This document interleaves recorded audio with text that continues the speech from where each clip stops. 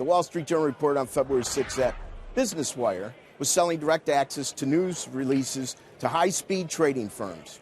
Such direct access isn't illegal. Well, our own Eamon Javers, of course, has been doing a boatload of work in this area for many months now. And actually, I'm kind of shocked by the whole thing. You know, you talk about a bottom-of-the-food chain issue.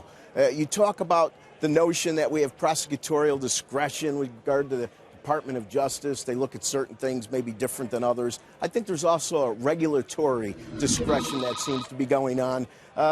In my mind, and this is just my opinion, but just because something is not illegal and just because technology allows something to happen doesn't mean we should allow it to happen. I think in many ways this high-frequency trade, this putting your server right next to, sources like Business Wire is kind of like the market's version of the NSA issues that the country's grappling with.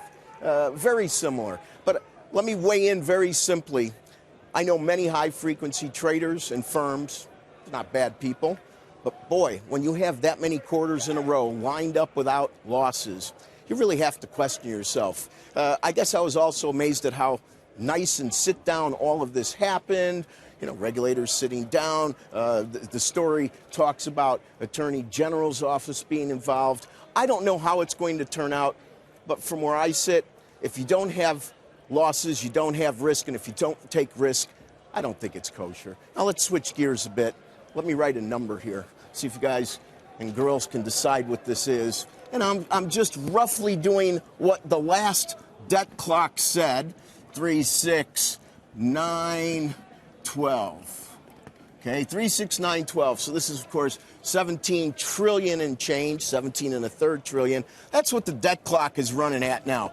Quickly, the president, on a budget, the president will focus on pumping new cash into job training, early childhood education, other programs aimed at bolstering the middle class. Who could disagree with that? But as Einstein said, trying the same thing over and over. My school district where I live spends boatloads per pupil. But if you charted the output, it keeps going down.